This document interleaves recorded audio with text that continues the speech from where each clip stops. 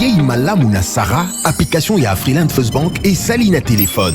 Salela misolo na yo na tango nyonso lingi. Na Sarah Banking, ezande bank na chombo na yo. Tinda mbongo na yo na bokengeli nyonso ata ofandi na ndako. Consultez solde na yo, landela ba crédit na yo, sala ba virement bancaire, senga cheke na yo, tope tuna motuna pona kokoso ya lolenge nyonso. Elongo na Sarah Money, biso nyonso tokoti masolo ya bank na chombo na pete nyonso. Afriland First Bank a komiseli biso libenga na ye na téléphone. Ata oza na compte bancaire te, salela mbongo na yo na téléphone na yo na kimia nyonso. Na lisungi ya Sarah Money, okoki kotinda pe kozwa misolo, kosomba crédit na yo ya communication, kofuta mbongo ya biloko sombi, tembe sili. Kende na lombango ko télécharger application na yo Sarah ya Bank Afriland na Google Play to App Store. Pe kimambango na agence Afriland o ezwami pene sika ofandi po ba activele yo Sarah. Sarah, Bank na biso et longo na biso bipai binso. Afriland First Bank, the pack. Makambo fungwamie. Voyage aux États-Unis et zongi lisusu avec force. Ovandaka na poto na Belgique na France. Otika bana na Kinshasa, moi si azali na Kinshasa, oza na posa aya na États-Unis. Contactez biso na ba numéro ezali wana na se. Toko sunga yo, pote moi si na yo to bana na yo, baya na États-Unis. Bandeko nyonso oyo nzamba ko sunga ba gagner, tozali ko benda bino matoi. Ba procédure ezali ya ko changer, sala ke bana dossier na yo, ozui chance na yo nzamba sungi yo po za la sélectionner, zonga na dossier na yo na ba bureau na biso, toko traiter yango na ndengo esengeli po epesa yo possibilité ya koya na mboka États-Unis sika nazali. Ozalaka na poto na France, Belgique, Afrique du Sud, pe na États-Unis d'Amérique. Otika mwana na Congo, otika mwasi pe bandeko na yo na mboka RDC, ozana posa bakoma na mboka ya Oncle Sam na États-Unis d'Amérique. Tala occasion yangoyo à ne pas rater avec Ben Lobich, les spécialistes en immigration américaine, Oyo Azaliko travailler na ba avocat américain. Obengaye na numéro Oyo plus 243 81 81 11 214 et puis Obenguié na 001 200D 913 89. Au Bengiwana au Zuba instruction pour na mwana mwasi tobande konayo bakende na États-Unis d'Amérique.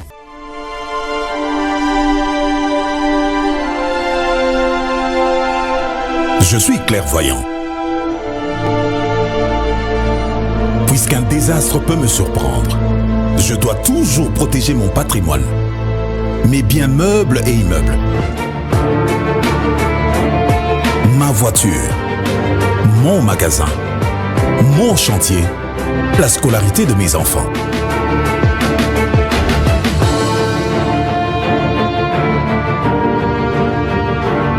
Heureusement, la SONAS a démontré sa capacité à couvrir les risques et à prendre correctement en charge l'assuré, ainsi que toutes les victimes en cas de sinistre.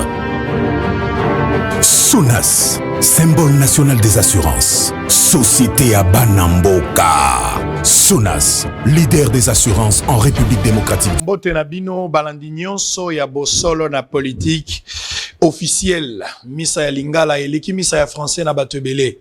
Eleki misa ya latin, eleki même misa ya portugais.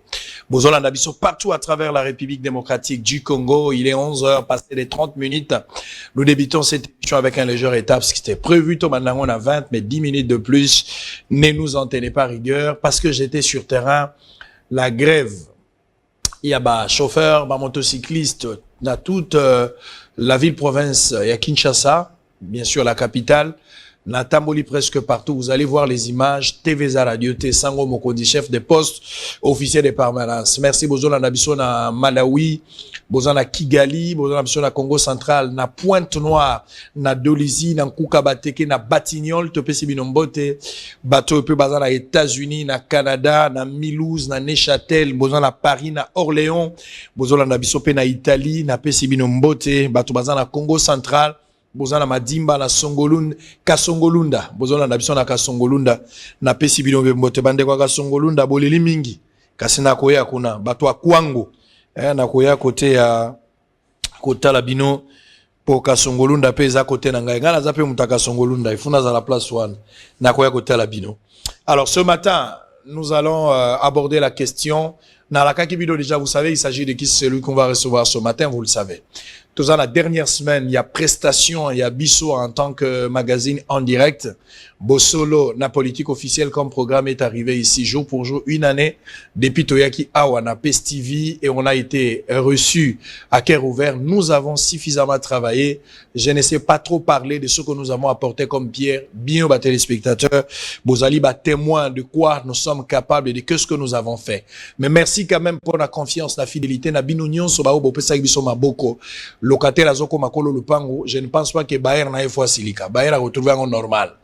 Alors, les 17, c'est-à-dire ce lundi et ce samedi, les autres lundi, mardi, mercredi, jeudi, vendredi, samedi, les 17 juillet, un événement parce que ça sera le lancement officiel, historique. Il y a Bossolo, na politique, pas comme programme, mais cette fois-ci, Bossolo TV, la première chaîne d'investigation en République démocratique du Congo. Ça n'a jamais existé depuis que le Congo est Congo. La chaîne d'investigation, ça sera lancé ce 17. Un nombre réduit à invité Gozala, une affaire de 50 ou 60, selon l'autorisation aux à ce qui concerne la mesure barrière pour la Gozala, parce qu'on ne sait pas aujourd'hui rassembler plus de 300 personnes, tena compte à la mesure barrière, sinon t'es bisomoro to violer le principe et Gozala malamute. Alors, il n'y a pas de problème. Nous donnons l'opportunité et considération à l'excellence Patrick Mouyaya. Yenda Gouya lancement officiel. Mais ne vous en faites pas. Retransmission en direct. Donc, tout ce qui va se passer là-bas, en direct, ne vous en faites pas. Il y a mon Nekoya, sur barrière et Longwe.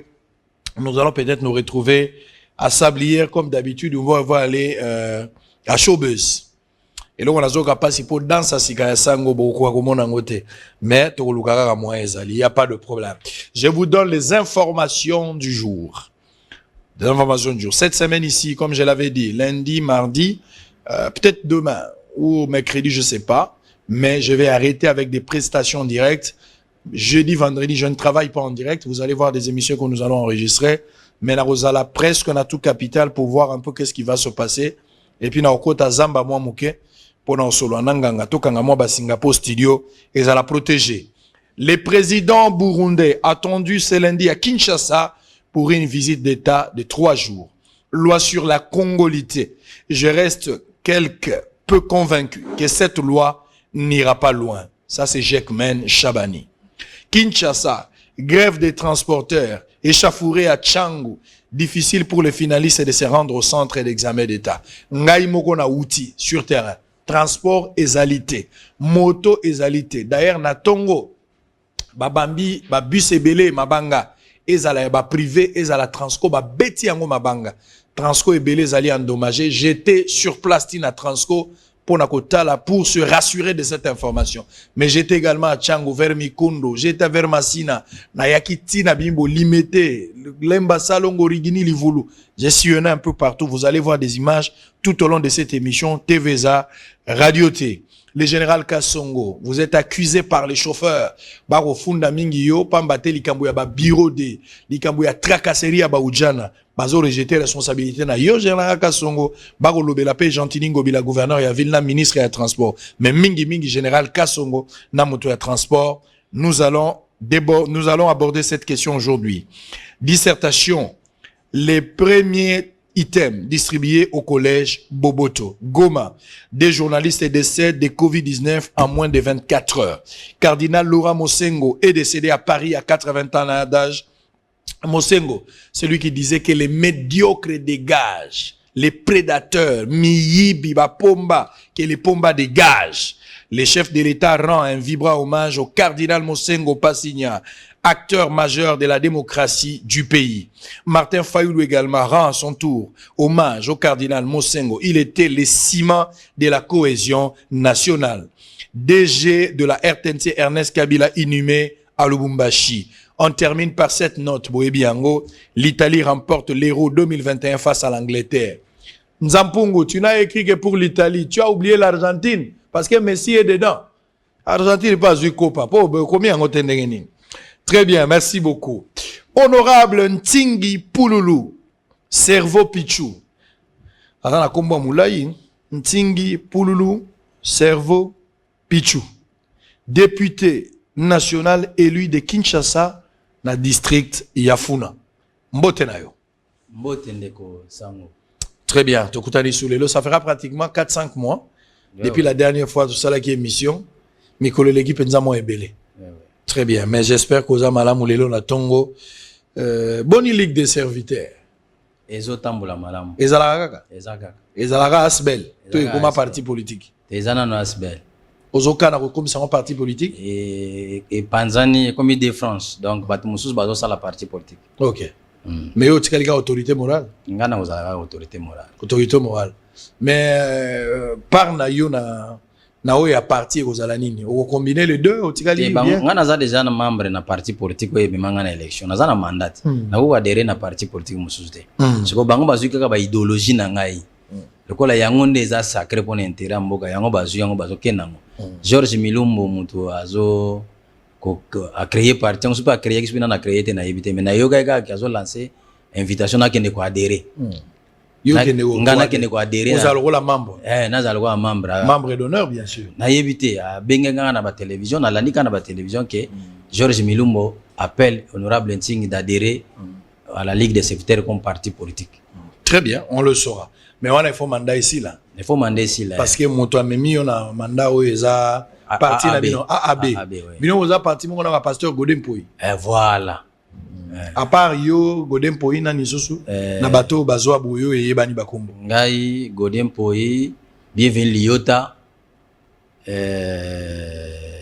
awa na Kinshasa ministre Bialosuka Jonathan Bialosuka ministre ya finance et provincial Jean Goy tozali sous na maman Régine et puis toza mo ebele na Kinshasa toza ba député nani mukolo parti non ezaka rotatif. Ah OK. Mais pour le moment pour le moment bienvenue Liota tout en étant ministre.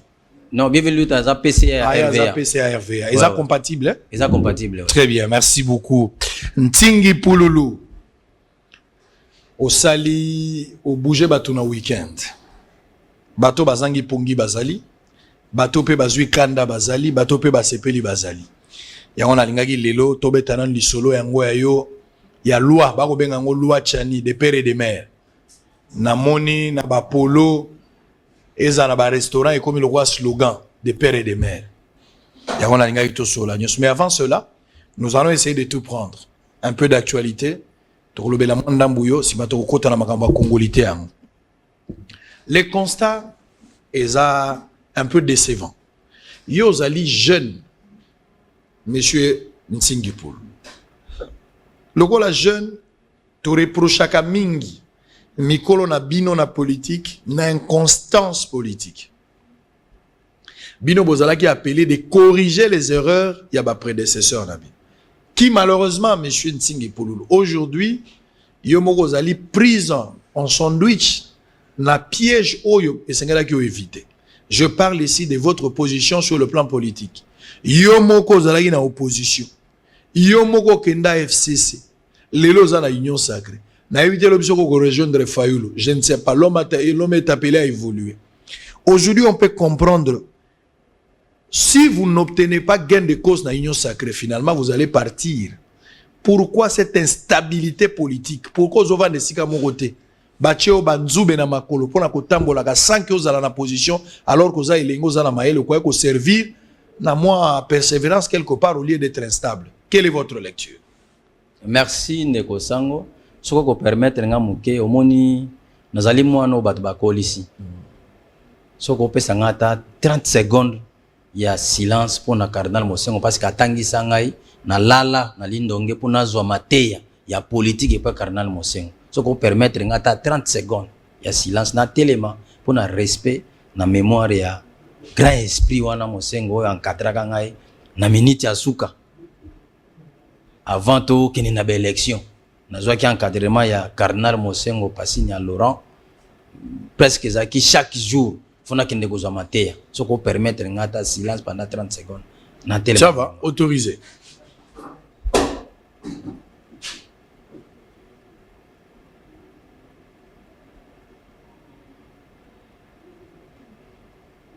Merci. Ça va.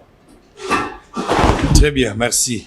Honorable Ntingi Pululu, vous avez la parole. Mosengo Passigna, Moli Monae, Kopé Manakimia. tozope sa condoléance na ba famille catholique mobimba à travers la République pour n'a pas su ekomeli bango mais na ba ope bandimaki na combat politique parce qu'à un certain moment il n'était pas seulement le pasteur de l'église mais il prêchait aussi tout le monde. Donc molimo epe malakimia. Alors toke la question, l'instabilité politique. Obengi yango instabilité politique mais nazali auteur il y a proposition, il y a article ou loi, il y a avant de nommer quelqu'un tenir compte de son passé. Nga naza opposant, nazalaki opposant, naza toujours opposant. Mais naza opposant ya nini? Nga naza opposant ya misère à peuple. Naza opposant ya batute, naza opposant ya misère. Naza opposant ya mutute, naza opposant ya misère. Nazalaki wana tokene élection. Élection ezaka nini? Na 4 élections on a prévu indépendant. Okoza l'indépendant, okeno na groupe na batute, na parti politique na batute. Parti politique za mutuka. O mati mutuka. Ningi oyebo, obeti li solo awo. Transport passe. Ba chauffeur bazoyoka passe. Mais ozu moyen okoma awo. Yo ye peut-être na mutuka na yo. Mutu muso yaki na moto. Mutu muso ne toza awa na style tokoza une vingtaine de personnes. Mais mutu na mutu na moyen de transport na ye. Objectif akoma awa asala musala émission o eleka. Objectif ba yeli awa émission na yoka eleka. Député ndenge nazabo e politicien. Objectif nanga zaki na koma na parler du peuple na servir le peuple. O nyos na yaki na ngeza mituka. Na koko rappeler le komoko. Muko musu na vani na ndako babengi nga landa sango azo critiquer yo. Na vani na zolanda ozoloba. Ntingi. Oke na ndako ya Farao. Yeba ke fobi misabana Israël bazonga na Egypte. Nakosi? Si na lobaki yango. E kongisa mite. Yondo zo évaluer ti. Na yaki ao. Na yaki na mulangi ya mai na verre ya salité. Na lobaki batu nyonso baza ya salité. Biso batasika to koti pour que batu ya salité ba bima. Politique ya solo evanda na mboka pour peuple azwa esengo. E kongisa mite. Kaka yango na sali. Ezalite ke nazalaki na gauche na komi na droite te nga naza opposant misère à peuple. Non, opposant misère et à peuple. Dis-moi qui tu fréquentes, je te dirai qui tu es. Au bandagi na opposition, effectivement. Tu as commencé avec l'opposition, ça je suis d'accord. Tu as commencé avec l'opposition, mais au-delà de l'opposition, au kota na FCC. FCC oyo atakaka mais gestion na bango. Kabila na régime na e bandeliki no suka. J'ai vu une singi pour nous s'attaquer farouchement na mes gestion oyo Kabila bango basalaki. Mais je ne peux pas admettre yom to atakaki Kabila na mes gestion na ye et puis plus tard yom moko lisusu auquel na FCC et finalement les lois en union sacrée. Donc on peut s'attendre à tout que lobby peso qui obtenir et logo yozo lukate okolongwa pe union sacrée. Eza bongo te. Kabila bana oganga wate. Nazana 15 personnes sérieuses hein. Ozana bango te, o nazana bango te. Yo ozana besoin d'être sérieux. Oh oui, j'ai besoin de 15 personnes sérieuses. Ozana bango besoin. OK.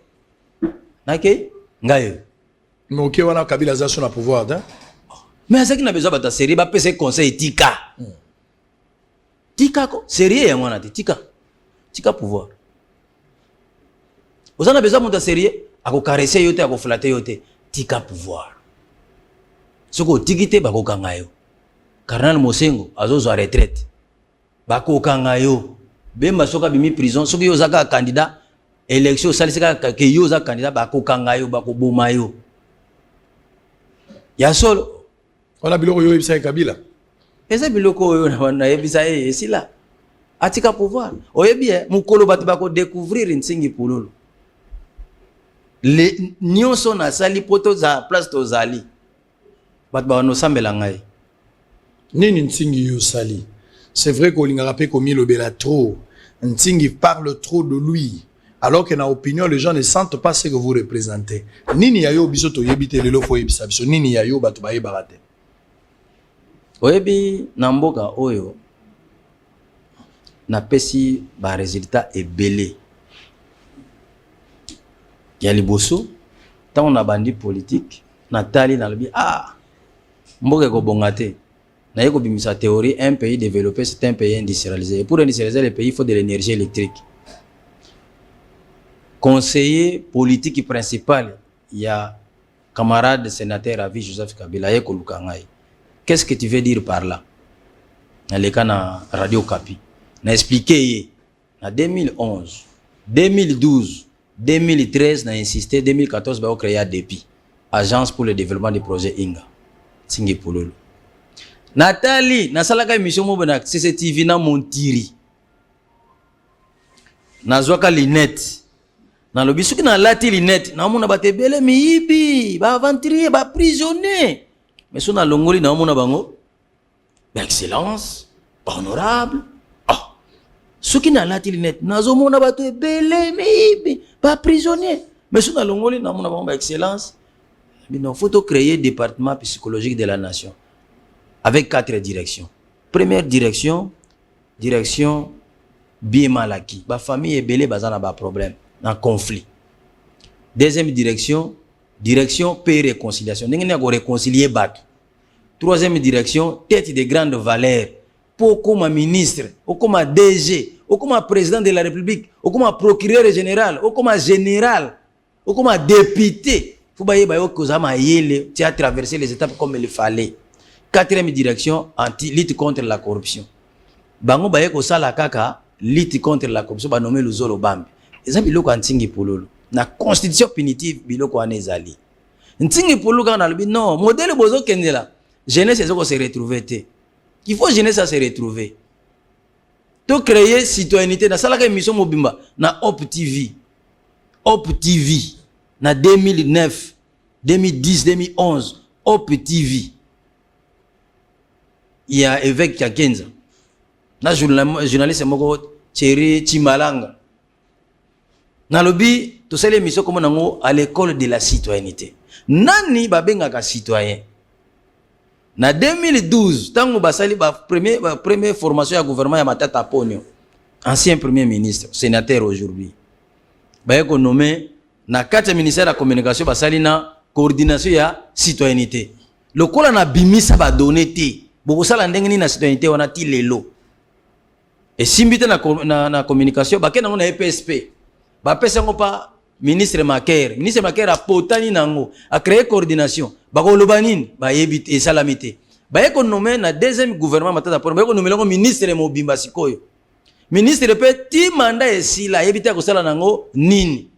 Ti lelo ministère de la citoyenneté ezalaka bakosala nango nini na bimisa formalité basala nango eloko te pour na bimisa formalité na expliquer te bakosala nango nini na tambusaka mboko oyo papa ngai ntingi na contribuer mingi même pour Kabila za la sous président na contribuer mingi pour Jean-Pierre Bemba bima na prison na contribuer mingi ngai ntingi pululu okenda okutana na CPI.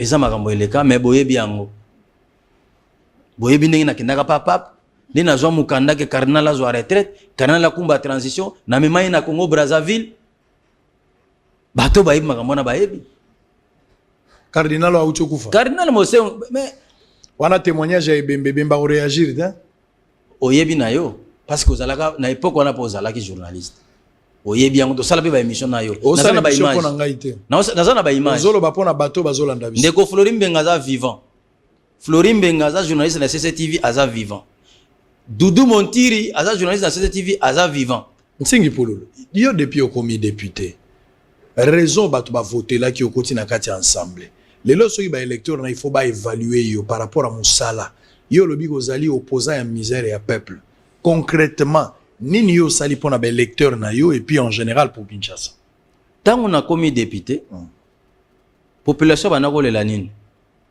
ba médiocre na sali article moko avant de nommer quelqu'un tenir compte de son passé bato banga baleka na bureau moye baleka le sur ezate même tant ba nommer gouvernement batena compte le qu'on a premier gouvernement FCC 4 to côté ce qu'on exercice parlementaire première découverte na ko découvrir na albina landela nano mboko eza na mbongo mais pourquoi bato bafuta makabiente na zuna no appareil judiciaire na zuyango Nathalie budget na bango il y a 2020 on a 2019 tous ont voté budget 2020 208 milliards de francs congolais na 208 milliards de francs congolais 140 milliards et qui n'a frais de fonctionnement non. Voici la maladie de la République. Na qu'est-ce qu'on a? Loi des finances. Na teli na bien mbongo nyose ke na salaire moyen mboka etambola malamu ezate.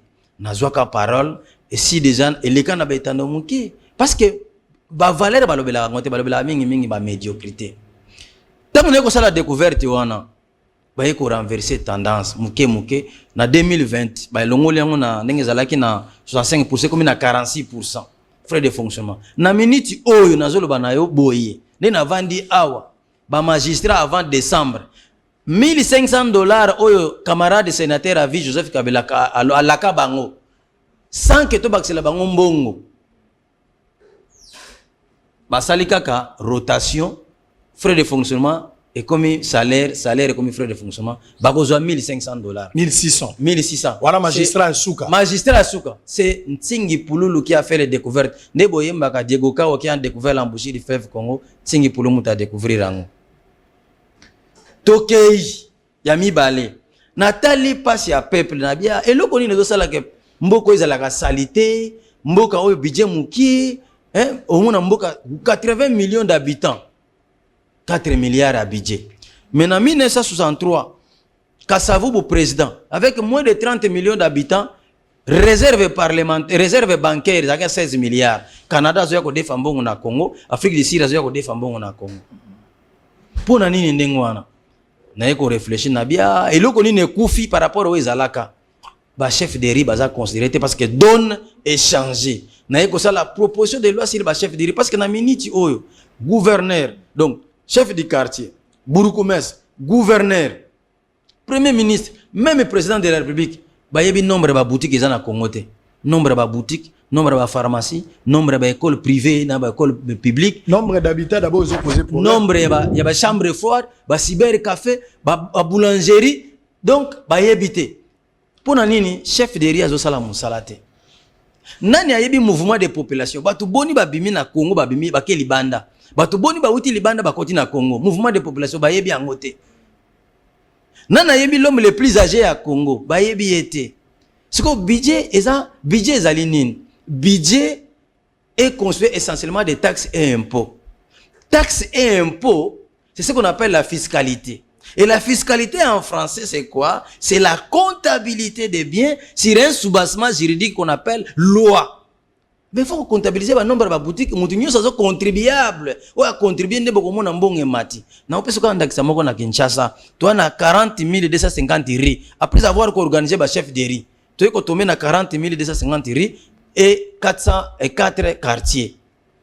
Imaginez, si tu as avenue Moko na 100 parcelles.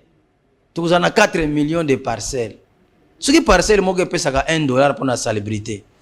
Tu as 4 millions de dollars na mois. Tu as ba parcelle non viable ba indigent bazali 2 millions de na mois pour la salubrité. Ce qui gouverneur a engagé dans chaque commune 50 personnes pour la salubrité. Ba futa bango $330. $30 et que na soins de santé na gratuité enseignement ba pesa ka $300. Donc chaque commune a offert à $15,000. Mais chaque commune a droit à $150,000. Donc au bout de 3 mois chaque commune a na mami tuka minene pour évacuer ba salité donc ekozala lisusu te ezali kambo ya mutu Ntingi Pululu na initiaki eloko wana omoni tokei mikoleleki kozala pena bakoleza malamu. Président Mbosso Nkodiampuanga, président de l'Assemblée nationale, les missionnaires. Na kati ya Assemblée nationale à lobi boy. Bino ba député. Na ute koloba awa ke bobima na ba groupe armé. Boganga ki makasi. Lelo na ngina tu na bino. Ba institution nyose za na place. Mais peuple azo se retrouver te bobola ezakaka. Boke ne ko raisonner na za na bezo bopesa nga ba idée, ningi to ko sala po peuple abima na passe. Voilà code ya mutatuni. Na kati ya plénière. Mbosso. Tokei. Tango tozongi 2 jours après. Ngana ke komona na ebisi président. Na lengina tuna mutu na par rapport na musalo pesa ke biso to réfléchir. Programme ya premier ministre ti ayaka nango anazo hango wapi? Abinini ngabi programme au premier ministre ayako présentaka. Azo hango wapi? Eza programme oyo Kasavu batika ka Lumumba batika kala ba changer ka français tipe bazo ko contextualiser ngo mais programme ko uta kuna te Programme faut que tu as vacances parlementaires. Chaque député a une vacances parlementaires. Amoni que balabala salité zakuna. Hôpital les amala monté. ONG salité. Terrain bas les até. École les salité. Nde urbanisation les amabe ma érosion les ali. Courez les amala monté ma les até. Nde à partir à wana. Tu sais un document moko. Tu peux na premier ministre. Après ce rôle dans chaque ministère. Oh bien. Ok. Aye ko benga plénière. A sengi na chaque groupe parlementaire va désigner mutu moko. AAB a désigné kingai. Na kei tant to ke kuna boy ba ko tiangai. Colette Tchomba lobité, honorable Colette Tchomba, rapporteur adjoint. Alobité, le kola yon tingi pour le mudu na makamwana zala vice-président. Ya commission ana. Ba ko tia président bonne année na comme président. Ouais. Bonne année. Moni commission to créaki. Synthèse ya rapport à vacances parlementaires. Na ba priorité. Sikoyo role na ngwe gozala nini ndenge to sali boye sikoyo premier ministre akoya kozonga bako convoquer ye omoni to sali yango lokola ya ba ndenge bokumaka français to sali yango modèle ba ingénieur donc province problème solution envisagée par les députés ministère de tutelle ministère concerné to sali yango ndenge wana awana ça va quand même sikoyo oyo ça dit bo diagnostiquer problème bo pesi yango ba solution siko premier ministre zo apesa na chaque ministre na yo musala ya kosala yango na pona lobaki boye ngana sala pédagogie pe na IPN na kina sala physique na IPN na zoka cours à pédagogie pona ko évaluer mwana faut ko pesa matière tito zo ko évaluer gouvernement na matière nini tu évaluer na matière ni oye moko yeko présenter très bien faut to pesa matière nyo sona nani ntingi pululu mais parce que mayele balobela kangote ba valeur ba kumbisa kangote soki meyibi ba yibi muyibi mais mayele balobela kangote ndeko lobaka pona ntingi pululu ganga ka pona ntingi pululu nazali solution pona mboko yo eloko nzamba ataka na munoko na yo ntingi OK na ndako ya Pharaon yeba ke fomi mabana na Israël lelo ekokisami. Ma population à biso, ils peuvent évaluer effectivement si tu as fait ta mission parce que dans la électeur, on verra 2023 s'il y a élection, est-ce que va renouveler conscience ou pas, on le saura. Mais on ne reste pas. On ne reste pas sur l'identification et zogoya. Attendez, à la place wana. On va suivre d'abord deux éléments. Oza mutoza parmi makambo ya ba école oyebi yango comment ça fonctionne. Bana bazar osala ba examen na bango session babandi lelo, otobenga la dissertation, lelo ndezo banda. Et puis en même temps, on va prendre l'école internationale bilingue des Cartésiens a fait 100% de réussite à l'examen des diplômes. Il y a baccalauréat international.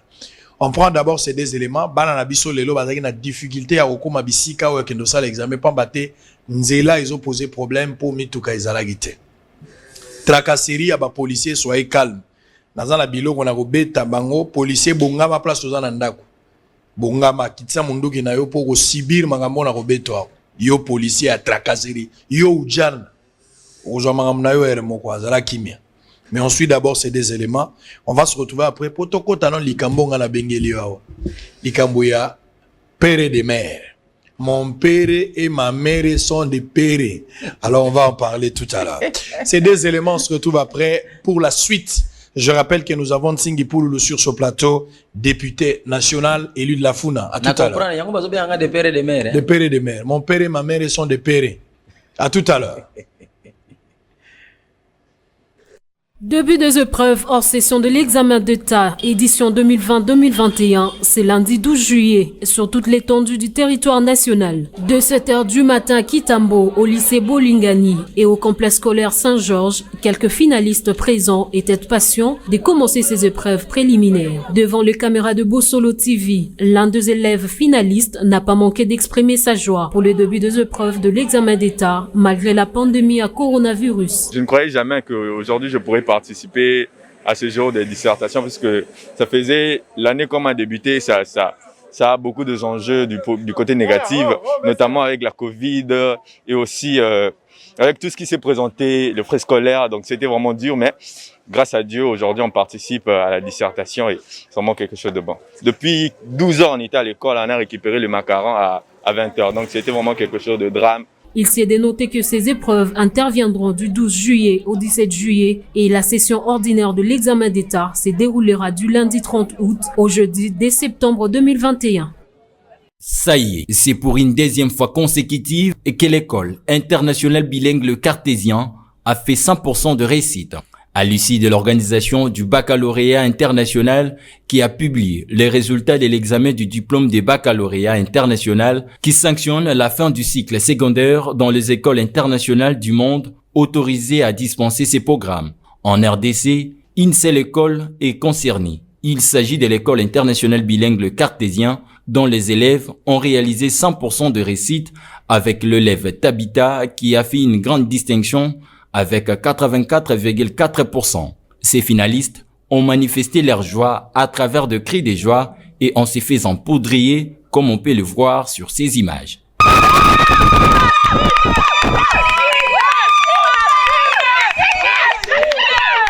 Très émus, ces élèves n'ont pas caché leur satisfaction. And we have all succeeded. It's a very big joy. We're very glad and very joyful and very grateful. Okay, I'm so happy to get this point. I worked hard for a long 2 years ago to have this point. I'm so happy. I remember when I worked with my supervisor about my extended essay and I got an A in my extended essay. I'm so happy. Thanks to Mr. C, thanks to the school, thanks to our all teachers. Vraiment content pour la sortie de nos résultats. Nous ne s'attendons vraiment pas à avoir de si bons points. Enfin, c'est vrai qu'on a vraiment charbonné, mais là on est vraiment estomaqué, on est vraiment joyeux parce que cette réussite, elle est en plus une réussite de 100% et nous remercions déjà tous nos professeurs, notre promoteur qui nous ont vraiment beaucoup soutenus parce que sans eux, on ne serait pas là. À cette occasion, l'honorable Steve Mbikaï, promoteur de l'école internationale bilingue Le Cartésien, n'a pas manqué des mots pour exprimer sa satisfaction. Je suis très content d'abord de mes enseignants, parce que ce n'est pas un jeu d'enfant. Ça fait 2 ans de suite que Le Cartésien fait les 100% des résultats, avec le premier fois qui a 38 sur 42. Donc le Cartésien défend bien l'enseignement congolais à travers le monde. Nos élèves qui ont eu leur diplôme l'année passée ont été admis aux États-Unis et au Canada. Nous recevons des très bons témoignages des universités. C'est une grande première pour l'Arc du Congo. Je suis très content d'être celui qui a introduit ces programmes en RDC. Il s'y est de signaler que 2 ans de suite, les élèves du Cartésien ont réussi à 100% à cet examen du diplôme de baccalauréat international et poursuivent leurs études dans les grandes universités de... Les élèves à Cartésien, Steve Mbikaï sera notre invité demain, mardi, une édition spéciale à ne pas rater, Bossolo na politique officielle comme programme. Bossolo TV, Bobo s'en a rendez-vous à les 17, c'est samedi. Ça sera le lancement officiel du programme ou des programmes et à Bossolo. Alors, Ndekontingi Pouloulou. Un mot, peut-être pour le finaliste examen d'État. Yomo Rosali, promoteur d'une école également. Lelo, Bana Bazar au salle examen. Précédemment, comparativement à l'année précédente. Ndenge ba examen et Salama. Na moni touro quand même moi qui m'y a ezali. Tony moi ba séjourne l'actuel ministre AFPST na Congo central justement pour relancer Maïtali. Examen Oyo, tout se passe bien de ces côtés-là selon les nouvelles que nous avons reçues ce matin. Mais lecture Nayo, avec les PST actuels, les choses se sont bien passées, n'a pas préparatif, même en termes de frais, n'engue pas parents, bazara victime, bino ba école, ba frais de fonctionnement, avec l'actuel ministre PST, est-ce qu'il y a un changement? L'actuel ministre Rado Salamou Salamoko Ndenge Toyo Kanaki, Ndenge Akanaki, et Salamandeng on a ébitionné tout ça coaider. Participer vraiment à aider dans le domaine belé. Le problème le bosso tous nango est promis à découragement collectif. Ban belé tant ba yoka ba confiné ba lembaki. Ba parents belé ba lembaki pe ko pesa mbongo na ba école loi privée na ko futa minerval. Ce qui fait que ban découragement on a et ça moi quoi affaiblir. Juste tant le chef de l'état avec ko pesa ba mesure ya sika. École les agis concernés ne batu balamuki alors ce qui fait que nako batala nako senga na ba évaluateur boye bakebana bakendaka vacances juste au début à décembre baye kozonga na fin février précisément ils le 23 février donc baye kozonga na mars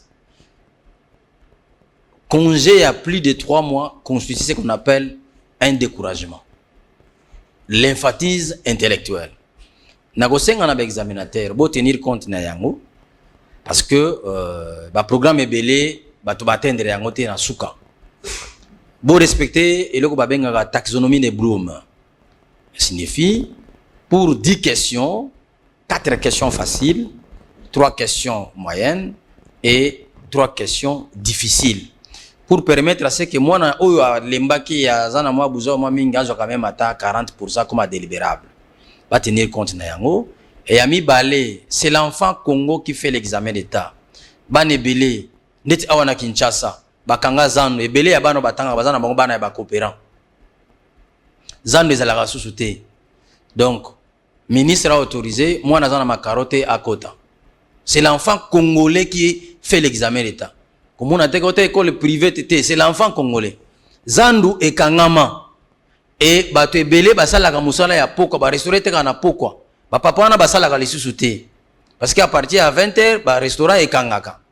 Bato ya poko bazo susu mbongo te. Bazo na capacité ya kotangisa bana te ko futa mbongo te.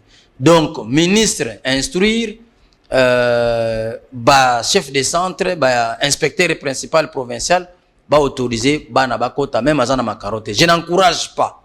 Mais makaro ezali condition te pour moi na ça l'examen d'état. L'examen d'état est gratuit.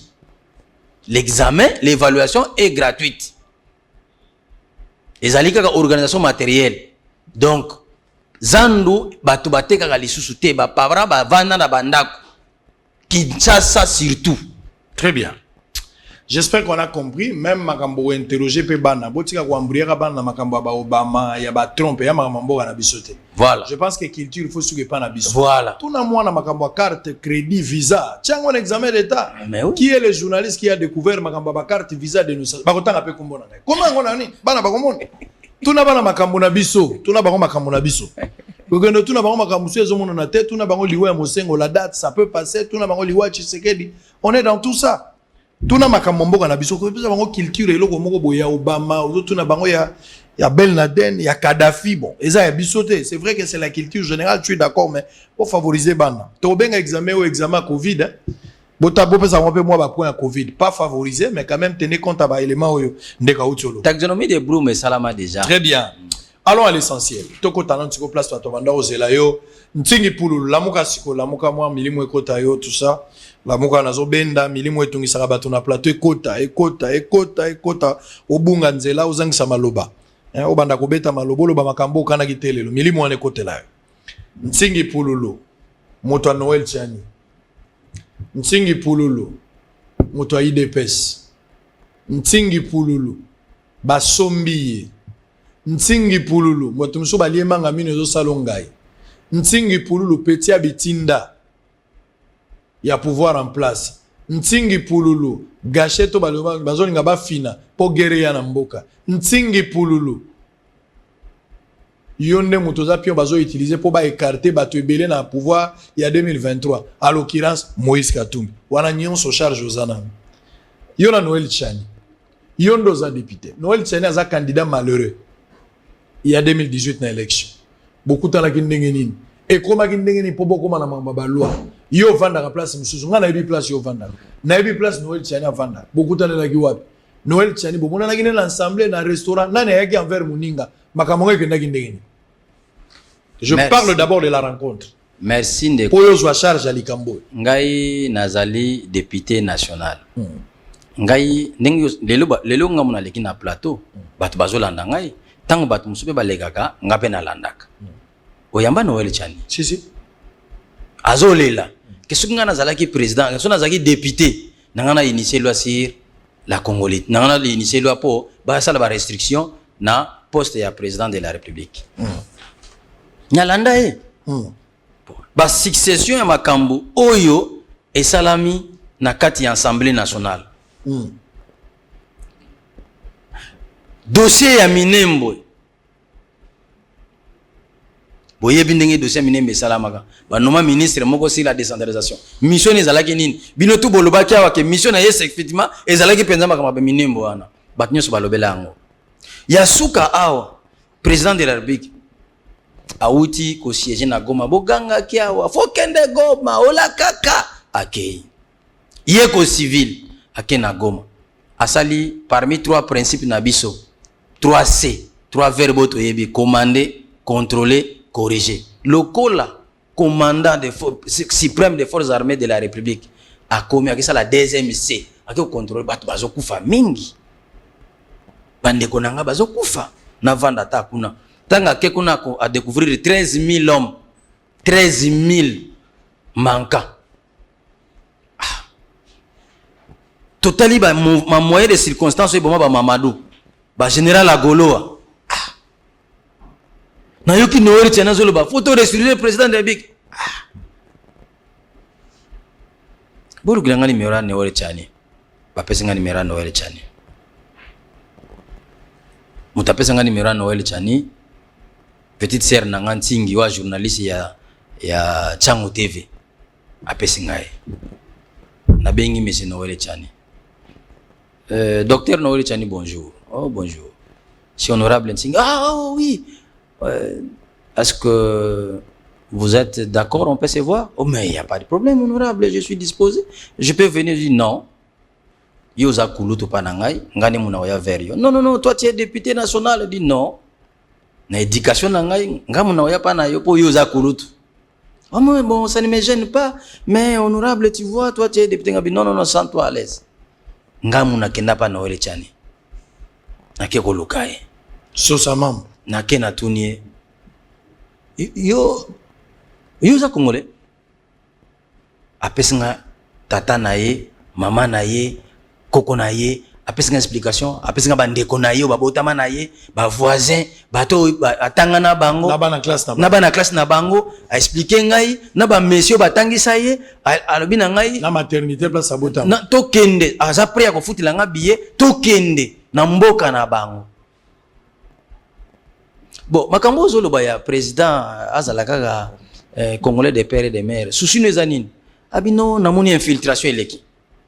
Ngai ezaki ba projet na ngai sukuna zakoma ki président de la République na sala kaka o lobami na constitution ya 1981. Ah. Ngai bon. Comment na makambo za nango besoin comme ça soko silisi obenga ngai. Comment nguna ma o zolo ba wana comment. Après 3 jours, docteur Noël Chani a bengi ngai. Honorable, j'ai fini.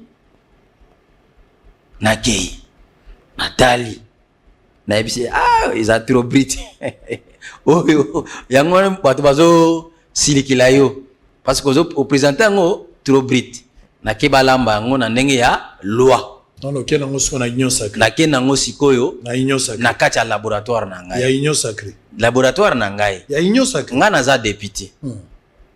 Nazali député, nazana ba conseiller juridique, nazana ba conseiller législatif. Binonios posa na union sacrée. Te wana cabinet nga privé. Nazana ba anthropologue, nazana ba sociologue. Omoni na bengisi bango. Baye na pesi bango débat ezalaki wana. Pendant une semaine, en tout cas, batu bayoka na kite. Na bengisi bango dimanche mokele kaka na talisi bango par rapport ya loi sur l'agriculture oyo bango moko ba pesanga ba intervention ndenge ni na kosalela ngo bango moko basalaka na étude na yango tango na rappeler bango ngo batu nyuso bavandi tranquille babi non honorable toyeba kite eza loi photo sala. N'est-ce qu'on bandi compilation Banda République est allée depuis 1960. Toutes les constitutions le bakinini. Loi sur la nationalité en 1964, 68, 72, 76, 78, 81, 84, accord de Lusaka. Et puis constitution en 2006. Tant que tu compiles en union sur tout au Tchewana, batbalbio. Non. Noël Tchani a raison, mais il faut lamba yango. Alors, ngai na culture, il y a loi, il fallait qu'il y ait une solution. La loi, c'est une solution pour les peuples. Parce que la loi, c'est une expression générale d'un peuple. Hein? Il faut la loi pour les étrangers, il faut la loi d'abord pour la souveraineté. Au regard, il y a la constitution. Ce que tu as l'article 63, il y a la constitution. Et lobby, hein? Congolais nyonso. Il faut que tu aies un devoir sacré à combattre l'école. Congolais nyonso, un devoir sacré, battre l'école. Au moins infiltration, yo un devoir wan. Likama minembo. Bosala ngo devoir ya mutu nyonso. Na yo kuto journaliste. Na bana mike minembo. Devoir sacré. Toyoka ke mutu akufa ki toko nana ngo bomiye. Mais toyoka no o dra batu moko bangwa zwa drapeau moko betelemi na sol congolais. Tala ningi batu. Donc on peut comprendre ici que Yondo Lougaki Noël Tchani, après l'avoir suivi. Ouais. Mais pendant que Zolanda Noël Tchani, déjà, tant que Mabilo Kouane Zalaki, Bazaki déjà informé que, et là, au en gestation, Bako déposer tout ça, collègue Nayo Daniel Tchaf, Safo Bouchimouni. À la kaki, qui Mukolo Bako Moutoua, Koya Kouze, Koya Kotikelo, Bako Liaye, et puis l'ensemble va cesser d'exister. Vous n'avez pas eu peur quand Daniel Safo a dit ça. Au tirage, la conséquence, c'était qu'il va relier à eux, mais en même temps, ensemble peut aussi exister. Non, c'est-à-dire que Naza député, et Naza collègue député, ils allaient rôle à député. C'est-à-dire, ceux qui osent le provoquer Moutou, wana mabe. Mais ceux qui osent la moube, qui ont intérêt à Mboka, je te coupe Mboka, na hymne national, to yé mbaganin. Ces pays que nous léguons à notre postérité, tous y a pas le Mumba. 2, 3, 4, 5, 0, 0 km², 410 km². Nous avons ce devoir-là de léguer. Ils ont la loi pour l'intérêt. Donc, ça faut bien que ça c'est normal, à l'obina, mais ils ont dit que non, loin de lui cette idée-là. Non, ils ont il n'y a aucune infraction même là-bas dire. Bon. Caractère infractionnel, les autres élevés na yote. C'est-à-dire que atanga ki komba mutu teke na kolia yo. Te alobi mukolo ba koya kotika, c'est-à-dire toze la tomona mutu akozwa yango. So mutu angonde za yo. Toi tu t'es identifié na maloba na ye. C'est-à-dire que alobi yango maloba na eza na pouvoir te parce que musa to sala eza ya peuple. Eza pona intérêt mboka. C'est-à-dire yonde ozabo bato ba batelo ndeza peuple. Sengono. Le so peuple azaki te yo mondo bangi na yo. Te so peuple azate ngana lingana sala ngopete. Très bien, merci beaucoup. Alors, finalement on va aller dans cette histoire de loi ya Noël Tchani. Fongola siko mato inandako. Tia tij koto popolanda bozo poussière ezalaki po awa déplace bato ba okufa. Pesa la constitution s'il vous plaît. Et la constitution na yo kasina tangela yo. Mama tinda mono baka falaga ina wenda sumbila ntsunga vava tala mbongo zisotekele bisoto za ba Congo mudiamburi mono mudiamburi famille. Les gens qui attaquent la démarche Oyosali, voici ce qu'ils disent. Ils disent que la loi ya Tchani Oyontingi aza porteur. Ils ont violé l'article 72 de la Constitution Nabiso. Je vais lire l'article 72 en question. Nul ne peut être candidat à l'élection du président de la République s'il remplit les conditions ci-après. Motomo kote akoyiko koma candidat na maponomio ya président de la République soki akokisi makambo ete. Ya liboso posséder la nationalité congolaise d'origine. Azala nationalité congolais ya bandé. Être âgé de 30 ans au moins. Ceux qui ont 30 ans na minute yeba ke yope ko comme président de la République la constitution. Jouir de la plénitude de ses droits civils et politiques, ne pas se trouver dans un ou des cas d'exclusion prévus par la loi électorale. Honorable Ntingi Pululu Batu baza koloba ndenge bango moko balingi. Les gens qui vous attaquent disent ce qu'ils veulent. Ntingi Pululu, qui est congolais d'origine selon vous? Voilà. heureusement balobi te que être congolais mais balobi être congolais d'origine. Article 70. C'est-à-dire il y a des Congolais aussi des Congolais d'origine. Ndeko yo mutozo kolanda ngai constitution déjà babande koloba il y a des Congolais mais balobi kaka foza la Congolais d'origine. Pour nini ba sala ki insinuation wana Congolais d'origine.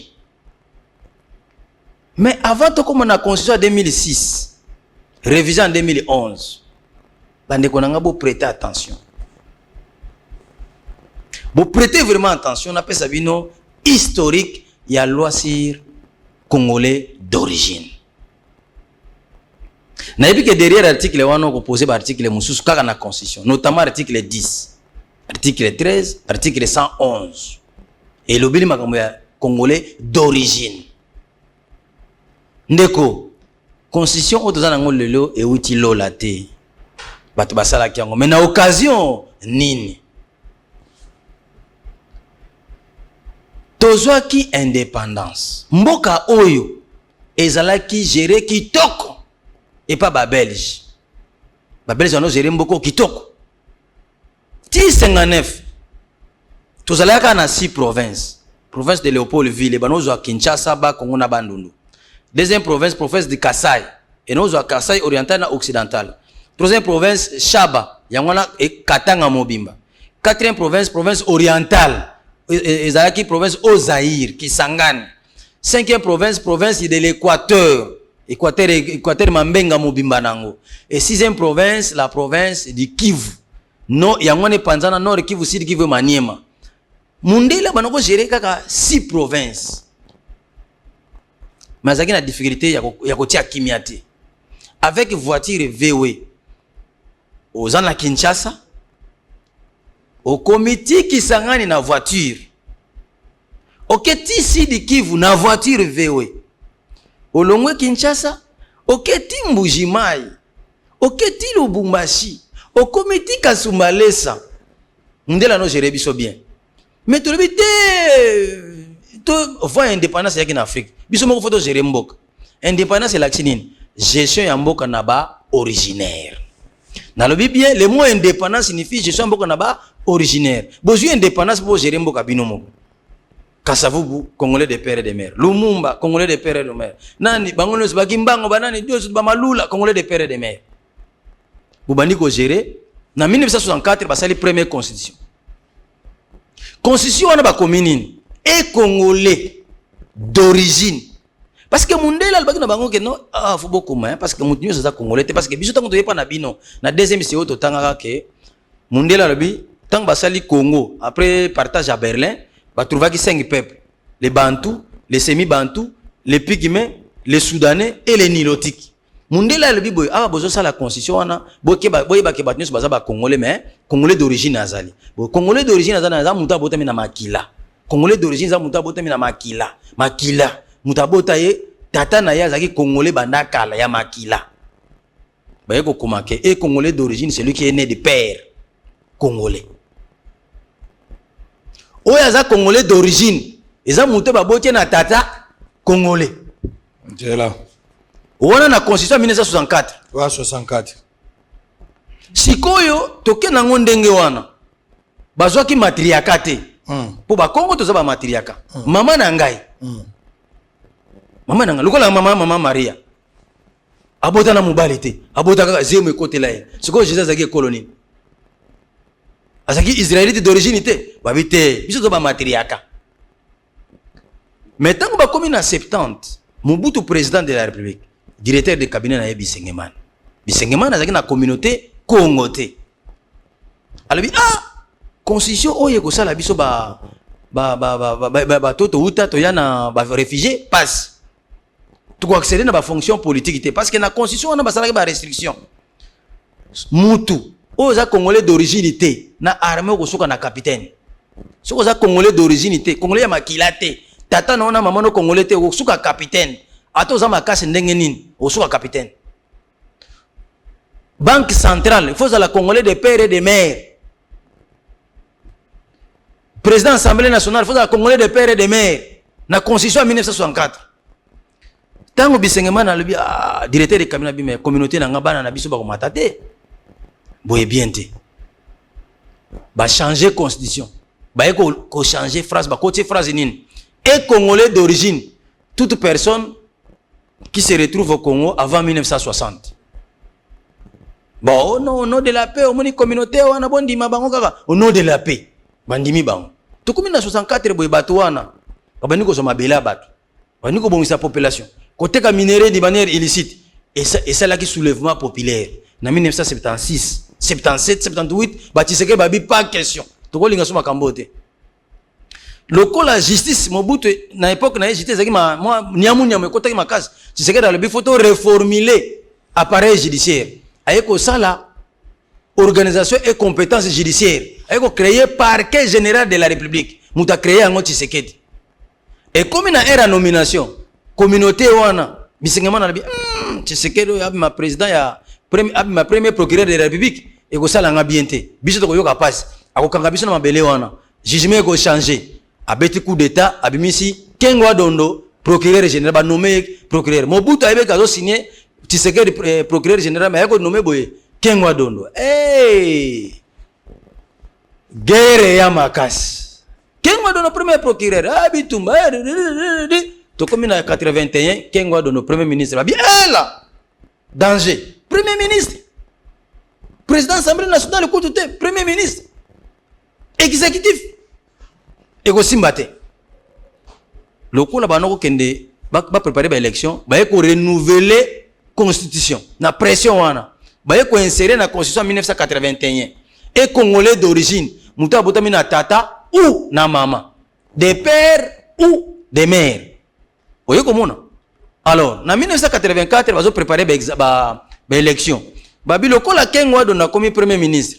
Loko la bazé ya babisengema ne wana. Bazairo à l'époque basiliki babi non. Pour le président de la République, il faut zalaka Congolais des Zaïrois des pères et des mères. Point barre. Loi yango ezali loi ya 20 janvier 1984. Okutana yango. La loi du 20 janvier 1984. Et pour être candidat président, il faut être Zaïrois des pères et des mères. Pas où. Et des mères. Et bloquer Batunions. Parce qu'il y a une élection, Mobutu président. Mobutu a dit que nous gérer bien, musée. Aïe. Musée, mais musée, c'est le coup d'état. Non, c'est le coup d'état. Mobutu est illégitime. Mandat, c'est là. Tout ça d'abord, c'est nationaliste, c'est congolais, tout ça. Oh. Musée. Mais ça Congolais, non. Mobutu alongwate, alongwe. Musée a vendu. Mais musée, bateau, ça n'a pas eu benga Mobutu qui est nationaliste, c'est Congolais. Mais bateau, il y en a pas. Moi, c'est ça vos frères. Tanga constitution. Attends la constitution. Entre temps, ça, nomade de chef d'état-major général. Ou un chef d'état-major général Rwanda Lelo. Ministre des Affaires étrangères. Bateau. Et le quoi est aussi maté. Bazaba Congolais, tu sais que le père, les gens dans le bi papa. Tala mubeko elobi nini? Oh, tala mubeko bazui babwa kiango. Babwa ki constitution yango soute. Muza sali moi document moka 4 articles on a bana gérer biso. Ti accord de Lusaka, guerre yena 98 et bandele sous oh non, ba RCD ba nini botami guerre. Guerre on est même bango ben accord de Lusaka. Accord de Lusaka te faut reconnaître biso ba congolais. Oh. Mais vous avez Congolais, il faut reconnaître les bisous Congolais. Accord de Lusaka et Binini. Et Congolais, toute personne va se retrouver dans le Congo avant 1960. Ba père naïe, ba parent naïe na ethnie va se retrouver dans le Congo avant 1960. Nous allons bientôt appliquer un gaga ce qui guerre ici. Base la na position non ti Moussa Koufi. Toyena Joseph Kabila bani ko conduire biso na transition wana. Akuta yango bongo. Tala arrêté ya Banque centrale en 2002. Oh, Joseph Kabila a signé pour nommer gouverneur.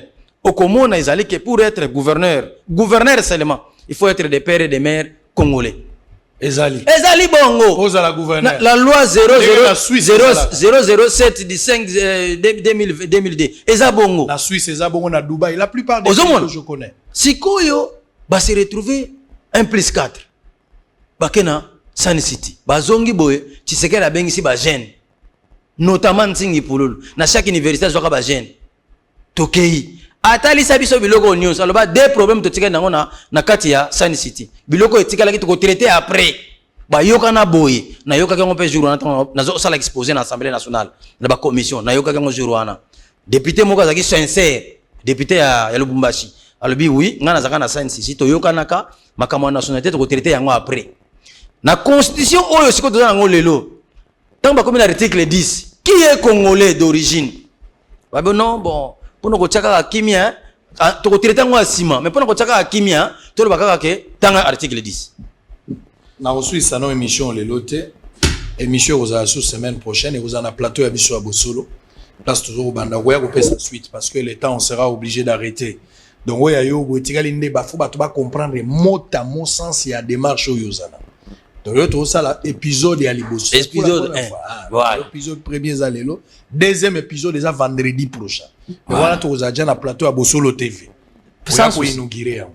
Donc, on a déjà rendez-vous vendredi prochain, honorable Nting. Article 10. Avant l'article 10, quelques images.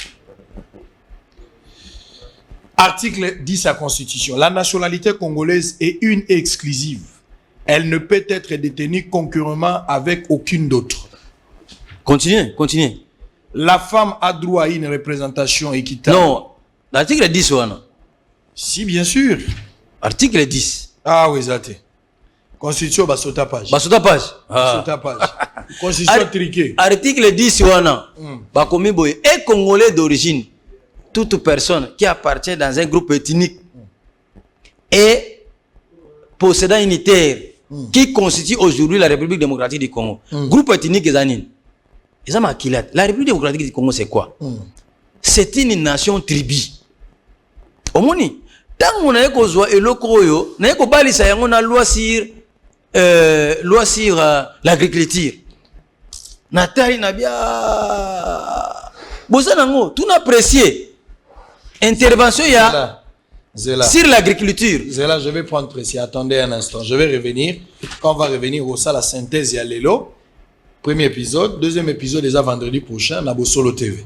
Pas de problème. Je vais prendre quelques éléments. On va prendre Wankele Mene et Patient Saïba Tamboué, respectivement secrétaire général Zelkaf et président de l'UCCA, ont signé un accord cadre visant la collaboration entre les deux institutions, notamment dans les domaines de la facilitation du commerce, du transport et du transit des fret. On va prendre aussi les maires militaires de la ville de Bunia à lancer les travaux d'assainissement dans plusieurs communes de la ville de Bunia.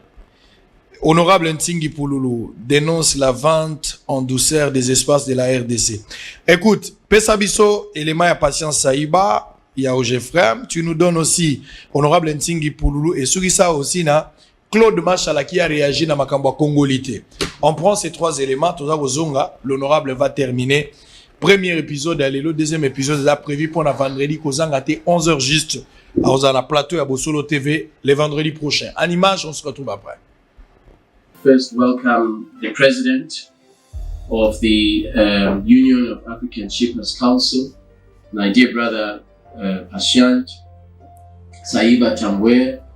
I want to welcome also the Secretary General. To express my deep appreciation to the African Shippers Council for the contribution that they are making in the implementation of the AFCFTA. As the Chief of Staff was saying, the challenges related to transit, trade facilitation, movement of goods, these are challenges that are some of the reasons why intra-Africa trade is so low. Transportation of goods, clearance of goods through customs and customs procedures are very important factors in the implementation of this agreement. As a secretariat, we are not in a position to do this alone, to address these challenges alone. We will have to work with the private sector. And that is why the engagement and the partnership and the collaboration with the Union of African Shippers Council is so very, very important. Nous avons fait un long parcours. Nous avons pris des longs vols pour venir à Accra, mais pour un objectif. Parce qu'il y a quelque chose qui est commun entre le secrétariat général de la zone de libre-échange continentale africaine et l'Union des conseils des chargeurs africains. Et donc, la cérémonie de ce jour est la concrétisation du mariage entre la vision que porte son Excellence Monsieur le secrétaire général de la ZLECAf et l'Union des conseils des chargeurs africains. Donc, laissez-moi ici, au nom de tous mes pairs, membres des conseils des chargeurs africains, laissez-moi vous féliciter et vous remercier très sincèrement. Je voudrais encore une fois vous inviter tous à être témoins d'un nouveau changement dans notre continent, l'Afrique. Je vous remercie. En plus de la mission de sécurisation et de protection lui assignée par le commandant suprême des forces armées et de la PNC dans le cadre de l'état de siège, sous l'œil perçant du lieutenant général Luboyan Kachama Johnny, le maire de la ville de Bunia s'occupe également de voirie, construction, aménagement et entretien des voies urbaines de cette entité administrative viable. Question de lutter contre les maladies d'origine hydrique, également le Covid. Ainsi d'attirer la curiosité des hommes d'affaires à investir dans la ville de Bunia. Pour corriger et contrôler les ordres donnés aux habitants de la ville de Bunia à l'exécution, le commissaire supérieur principal John Chabouin Wamihigo a fait le tour de quelques quartiers. Il s'agit entre autres d'Engezi. Ici, le numéro 1 de la ville s'est imprégné de la manière dont le pont Ngezi s'est effondré suite à la pluie diluvienne accompagnée d'un vent violent enregistré il y a quelques jours à Bunia, coupant ainsi la circulation avec le centre-ville de Bunia. Aux personnes qui ne vont pas respecter les travaux communautaires de chaque samedi, appelés Salongo, rendus obligatoire, s'expose au paiement d'amende allant de 10 000 à 100 000 francs congolais. Voyez vous-même comment le marché est trop sale. Je me suis dit qu'il faudrait quand même faire quelque chose et que ma présence devait stimuler ces gens à travailler. C'est ainsi que depuis 6 heures du matin, nous sommes là. Vous venez vous-même de constater ce qu'on a fait.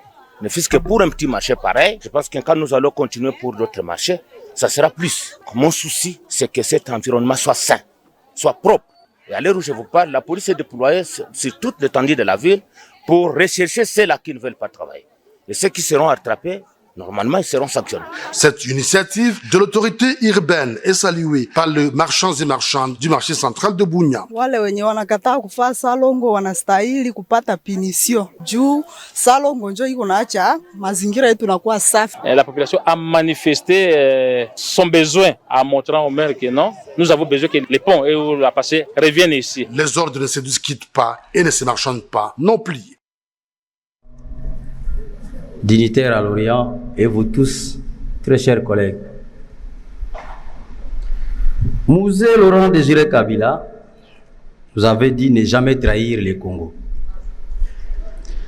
Et le président de l'autorité congolaise, Joseph Kabila, avait dit quand vous votez les lois, il faut les voter en toute responsabilité. J'ai toujours répété cette phrase. Pourquoi ? Parce que nous devons léguer le meilleur de nous-mêmes. Quand nous chantons hymne national, il est dit clairement, c'est pour nous interpeller, nous rappeler à tout moment. L'extrait, Congo donc béni. Bien-aimé Congo, nous peuplerons ton sol et nous assurerons ta grandeur, que nous léguons à notre postérité pour toujours. Mais, très chers collègues, quand vous lisez l'article 16, la modification qu'a apportée la commission, on dit la personne physique des nationalités congolaises ou morale des droits congolais. Mais non! Ça, c'est la vente en douceur. La vente en douceur de notre pays. La terre est l'exclusivité de la nationalité congolaise. Nous ne voulons pas faire du Congo un autre Afrique du Sud. Un autre Zimbabwe sauvé par le père Mugabe. D'heureuse mémoire. Ou un autre Jérusalem. Vous avez oublié les conflits de Jérusalem? Qu'est-ce qui fait aujourd'hui que Palestine devient propriétaire de Jérusalem et pas l'Israël. Non. Puisque je ne peux pas être complice de la vente en douceur du Congo, je demande qu'on revienne à la loi précédente qui protège et nous permet de léguer à la génération future la terre congolaise. L'amendement qu'ils ont apporté à l'article 32, vous allez constater la concrétisation de la vente. C'est aux environs de 6 heures du matin de ce lundi 12 juillet que les chauffeurs de Transco ont été empêchés d'évacuer librement à leurs tâches quotidiennes par d'autres chauffeurs de transport en commun, frustrés par des tracasseries routières dans la ville-province de Kinshasa. À cet effet, les journalistes d'investigation, patrons du groupe de presse Bosolo, est descendu sur place au niveau de l'entrée Kimbuta dans la commune d'Endjili. Sur place, Israël Mutombo a été accueilli avec faste par ses usagers de la route, comme on peut le voir sur ces images.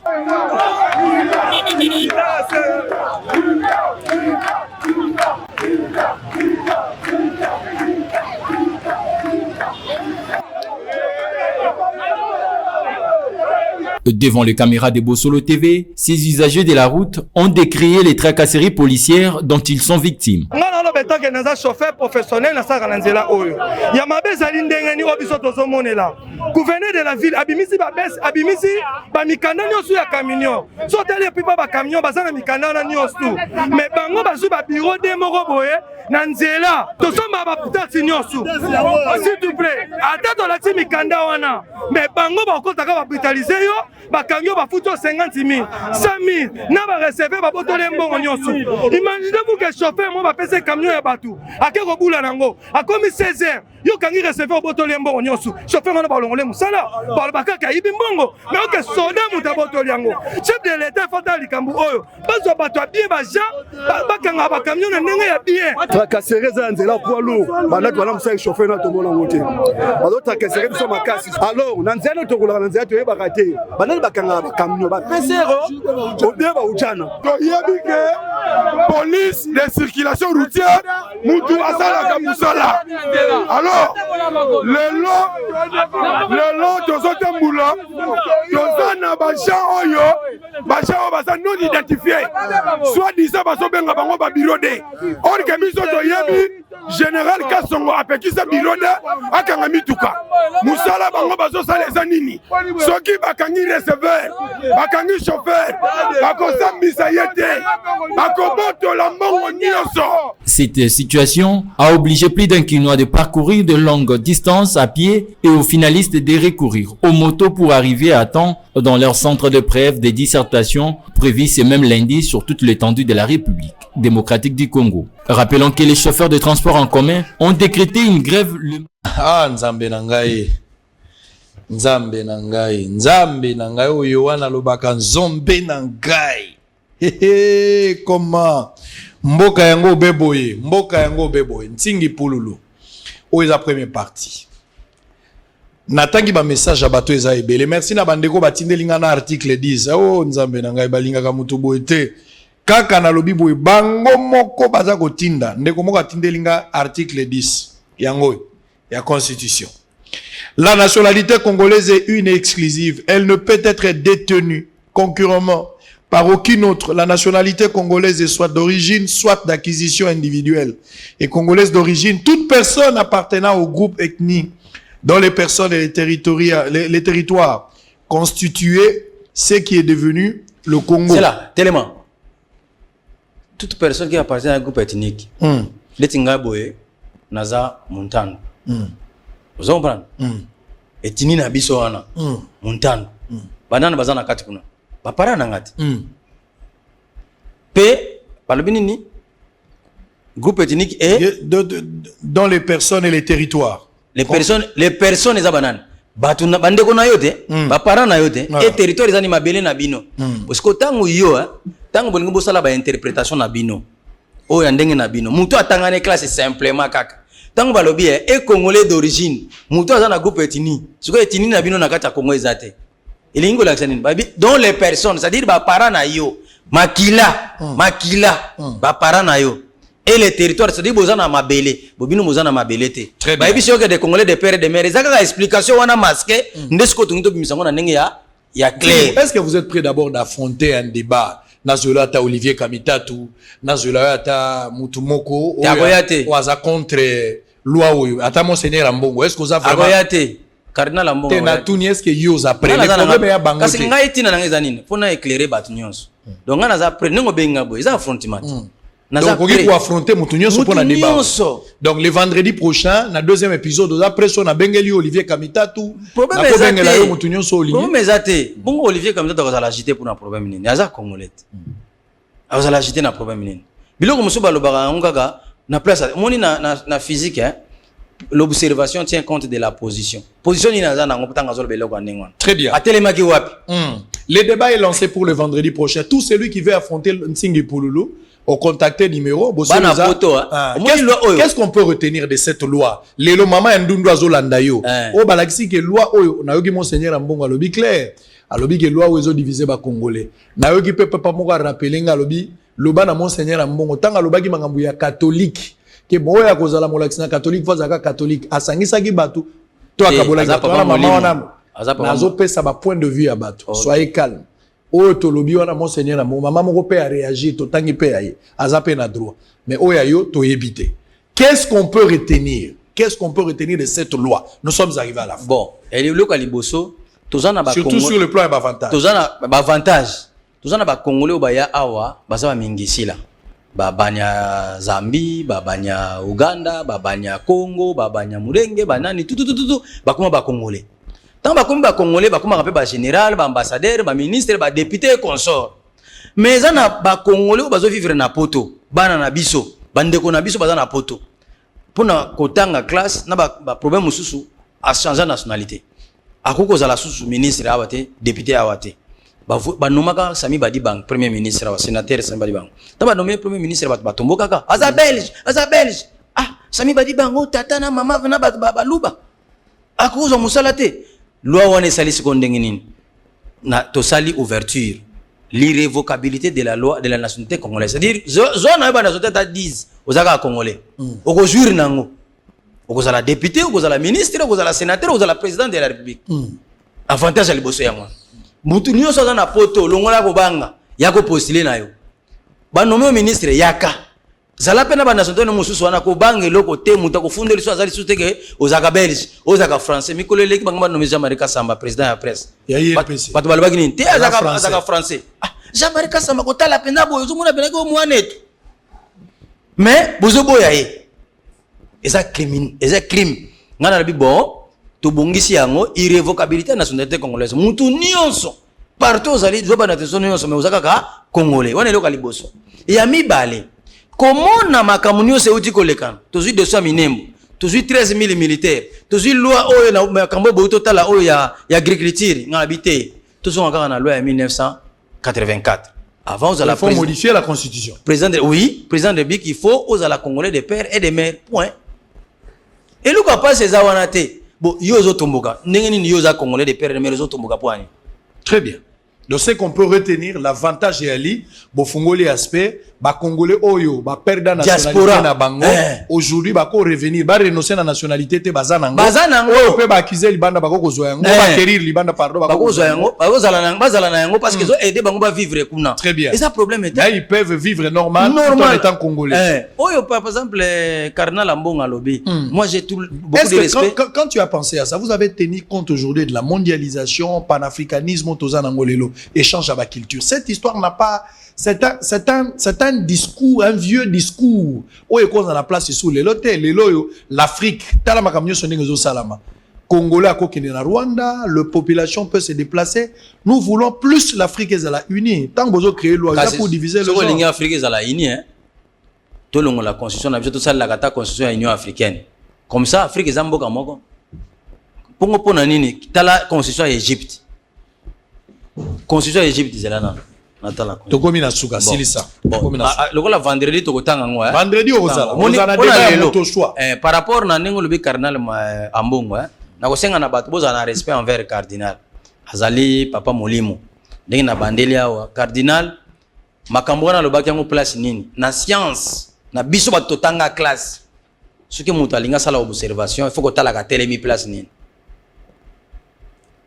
cardinal azali peuple ko la peuple nyonso et puis cardinal azali moko ya bato azokamba bato ebele du point de vue sociologique loi etalaka sociologique ya bato fondement ya loi eutaka kaka na ba événement social omoni cardinal ayebi na yango mais atelemaki place nini et puis lisusu cardinal za mosali na nzambe nakoki kosenga na cardinal te par respect mais nasengi na abbé Chole benga abbé Chole pesa ye Deutéronome 17 verset 15 Zela nzamba asalaki erreur balongola version na Bible Zela natanga nano soki ezali awa Zela Bible bolimbisanga émission soki komi nango na suka natanga na ngaka verset soki na kozwa ngo awa na ba Bible ya biso ya telefone taba koloba tozongela ba Bible akala tolingi te ka ba Bible ba telefone Ancien Testament Deutéronome Deutéronome 17 chapitre 17 verset 15 Zela tala soki na kozwa ngo nzambe na ngai oya kozwa voilà nazu yango na Bible bakomi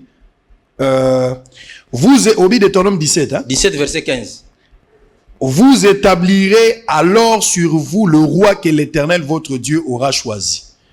Donc bokotia likolo na bino moto oyo nzambe akopona lokwa mokonzi.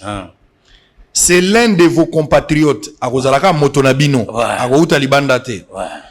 Que vous prendrez pour régner sur vous. Moko na bino nde bokozwa po ya konza adondo likolo na bino. Vous ne pourrez pas choisir un étranger pour roi. Bokoki kozwa mouta te mopaya te po te akoma mokonzi pa na bino. Voilà.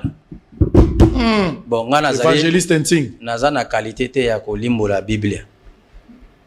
Yo muto zali symbole ya sango ote ya pe baninga na yo otalisa bango babebisa boyambi na biso te. Très bien. On a fini ce matin, ça n'est fini avec Ntingi Pouloulou, le premier épisode. Deuxième épisode, ça sera pour le vendredi prochain. Le 17 ici déjà, Bosolo TV ouvre ses portes. Mais vendredi la semaine prochaine.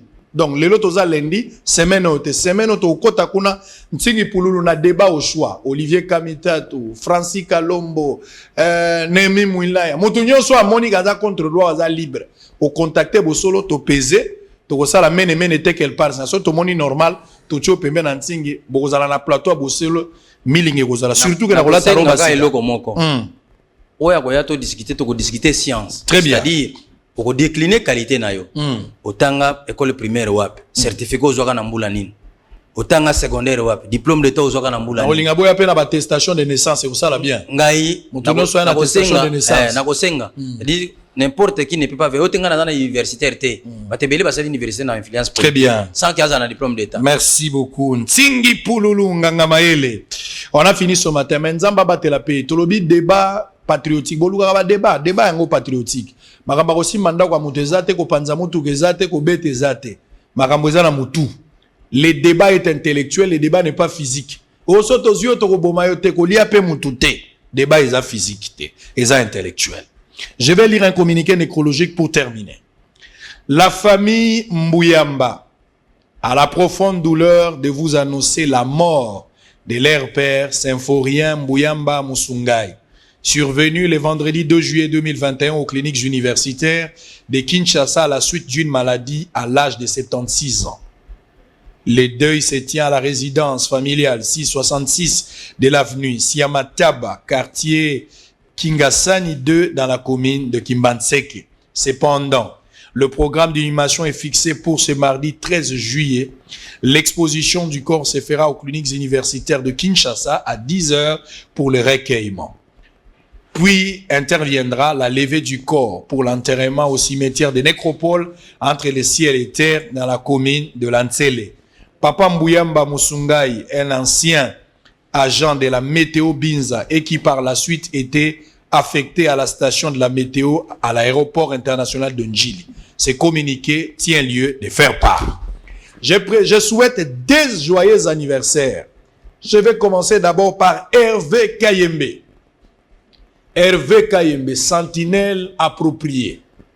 Kayembe, baswa babintu bapelanganyo baswasu. Joyeux anniversaire, Kayembe, va de l'avant. Longévité, prospérité, HK. Hervé Kayembe. Là où repose la confiance du chef. Kayembe, comment? Joyeux anniversaire, mon frère. Nalingi Omingi, à moi si na ope zalaki. Papa ma passa. kaimbe na biso suki tia wa libandi o nyonso koto libandi.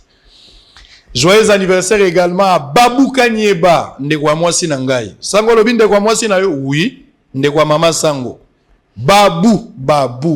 Babouchka. Joyeux anniversaire, va de l'avant, longévité, prospérité, bonheur, que Dieu te bénisse Babou.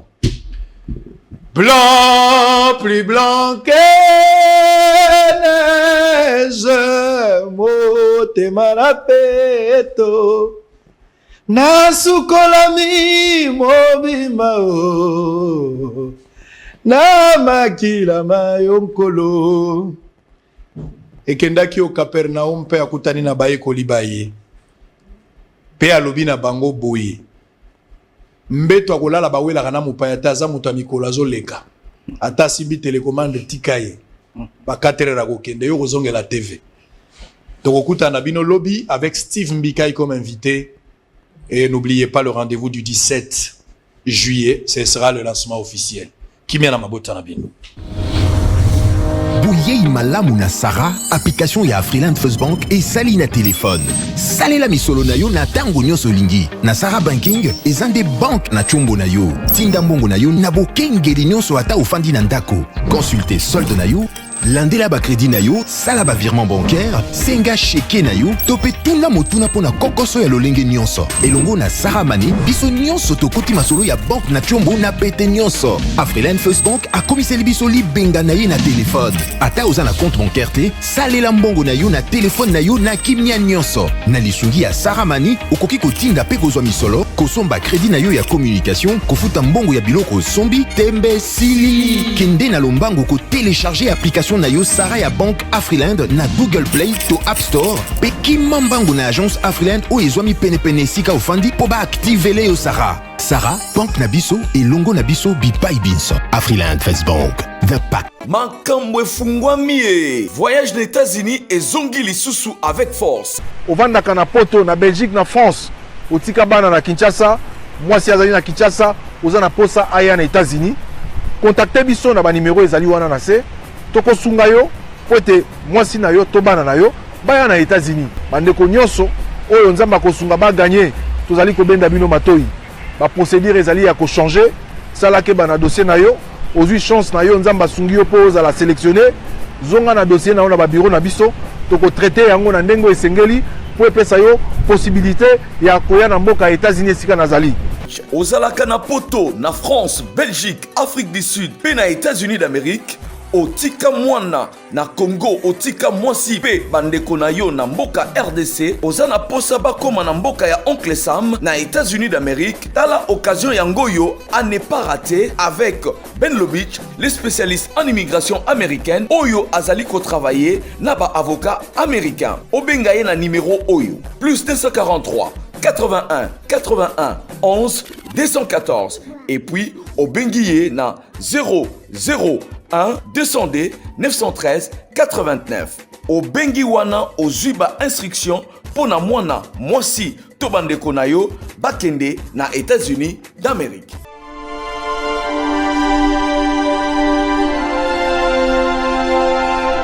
Je suis clairvoyant. Puisqu'un désastre peut me surprendre, je dois toujours protéger mon patrimoine, mes biens meubles et immeubles, ma voiture, mon magasin, mon chantier, la scolarité de mes enfants.